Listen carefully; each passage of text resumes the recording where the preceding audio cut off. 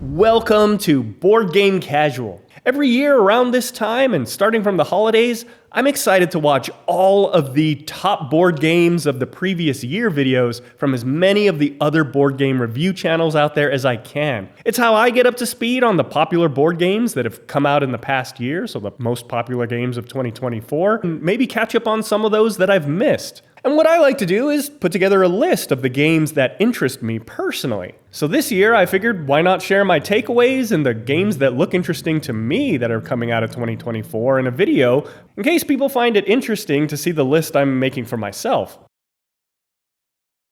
There are so many games coming out these days, often with similar names or themes. I find that keeping a list helps me stay organized. Games I want to add to my wish list the next time there's a sale, or maybe just noting games that I want to do a little more research on, watch a few playthroughs and detailed reviews to see if it's something that I want to add to my wish list. And sometimes they might just be games I kind of want to keep an eye on to see if people are still touting the game after the initial hype wears down. For example, if a game can go from best of a certain year into the top 100 games of all time lists, then you know the game has some staying power. So I like to break my list down into different categories. Everything from Insta-Buys to games that just sound interesting, even if they're something that I might not ever buy.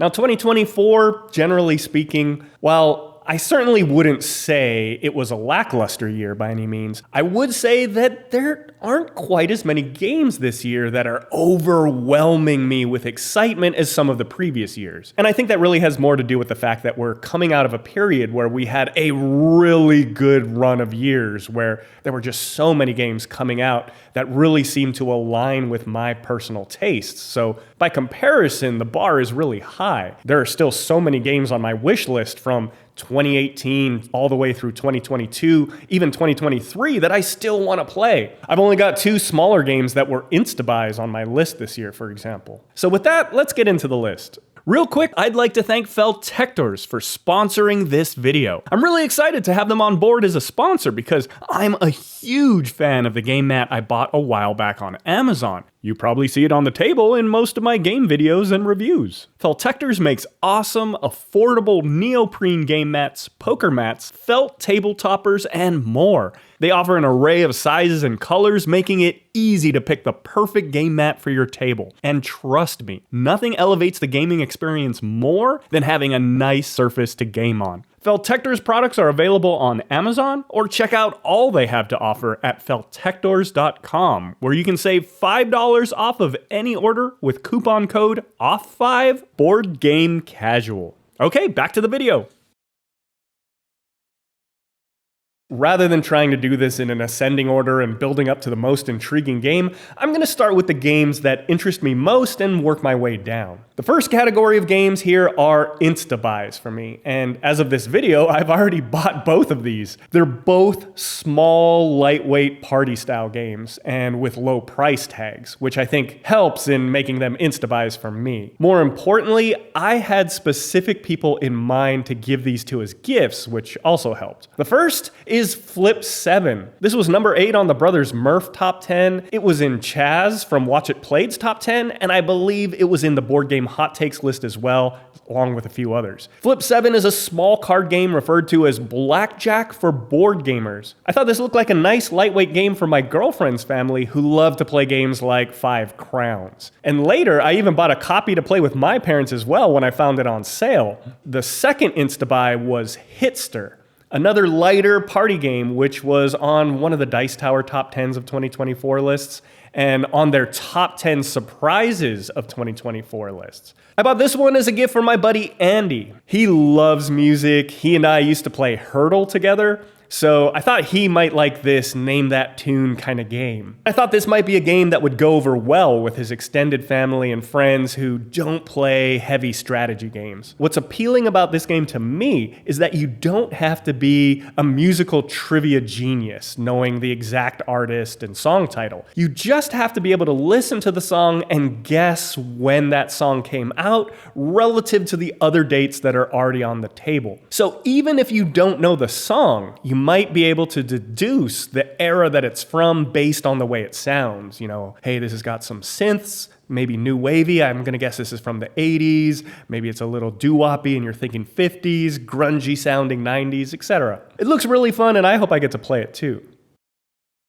Okay, now this next category aren't quite Insta-Buys, but they're games I'm interested in and will definitely keep an eye out for the next time there's a sale. The first is SETI. This seems to be in the majority of reviewers' top 10 list this year and was even #1 on the Brothers Murph's list and #1 on Board and Scale's list, for example. And I'm really glad to hear it because otherwise I was ready to let this one slip by. The theme does nothing for me. The art looks fine, maybe a little boring. I'm even kind of skeptical of the rotating board, but hearing that this game is similar, if not better, than Lost Ruins of Arnak, one of my favorite games of all time, it definitely piqued my interest. In fact, when Lost Ruins of Arnak came out, I didn't think it looked all that appealing either. Thankfully, my buddy bought a copy, which we played, and I liked it so much, I immediately bought myself a copy. So with SETI,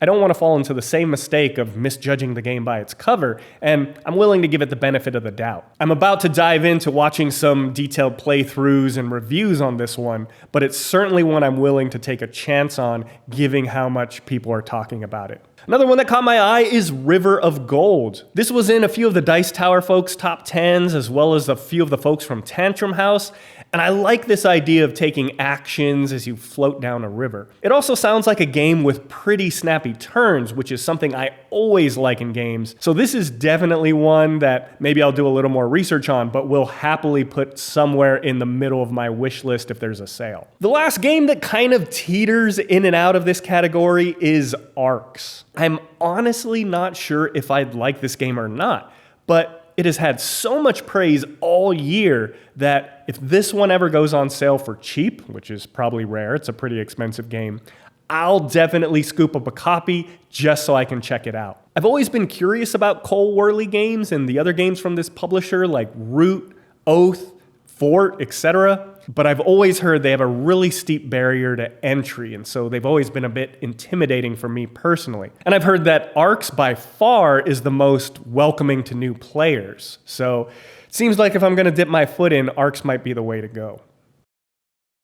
Other games that stood out to me from the lists that might be interesting to me in no particular order: Fromage, I've been hearing a lot of people praise that game. Dune Imperium Uprising, I like Dune Imperium a lot, and it seems like Uprising has added a lot of improvements, so I want to check that one out. Civolution, my favorite new-to-me game of 2024 was Mosaic, so I'm not sure if I'm ready for another Civ building game, but I keep hearing interesting things about that dice system. Black Forest, another game I would have let pass me by if it weren't for seeing it on so many other lists. Creature Caravan, maybe? A couple here that made some of the 2024 lists, even though the Dice Tower had them on their 2023 lists. Veil of Eternity. The more I read about this one, the more I watch about this one, I think I really want to try this one out. Seas of Havoc, another one that looks pretty interesting. Joyride Survival of the Fastest. I only have this one on the list because I'm still debating whether or not I want to pick up a copy of Thunder Road Vendetta to try out. I'm honestly not sure if it's right for my game group. And a few of the reviewers are coming out and saying they actually prefer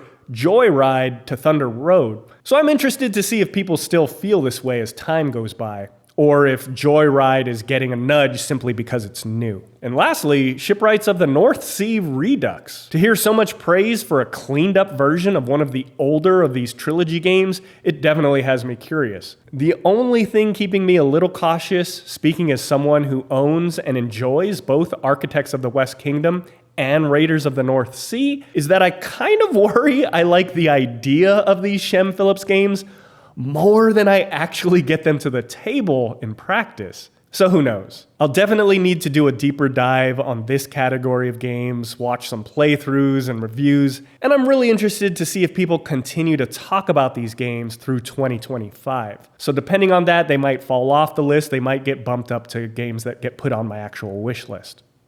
I guess another category I should mention are games that I've actually received as gifts, and I've got two here. I already mentioned in a previous video that I got Knar or Knar. So I'm really excited to try that one out. And another game I got from my girlfriend is Harmonies. This game is really popular. It's all over the place. It seems to be in everyone's list. And it looks like it's similar in a way to Cascadia.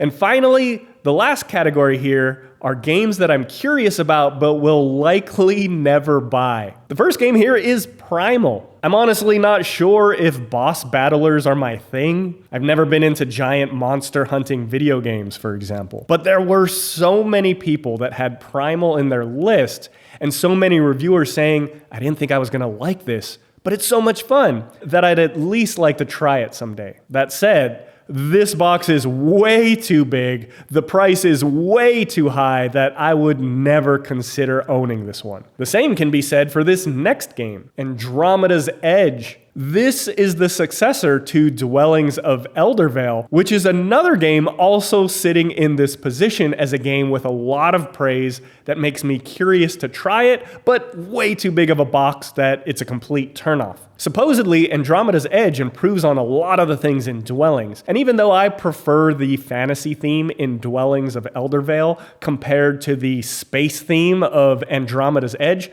I'll always prioritize elegance over theme. So I keep this category around just to keep them fresh in my mind in case somehow I ever get a chance to play them. Those are my takeaways and the games that I'm interested in watching and reading through as many of the other top games of 2024 lists as I can find. And I'm sure I'll continue to stumble on other games from other lists as time goes by. By the way, shout out to the user on BoardGameGeek who created a post consolidating all the reviewers' top 10s into a single aggregated list. It's really helpful to look through. Well, what about you? What are the games you're most excited about from the best of 2024 lists? And if you've played any of these, what do you think? Which ones have staying power and which ones are just cult of the new? I hope you found this interesting. I guess if you made it this far, you did. Thank you so much for watching. Thank you for liking and subscribing. And I'll see you next time here on Board Game Casual.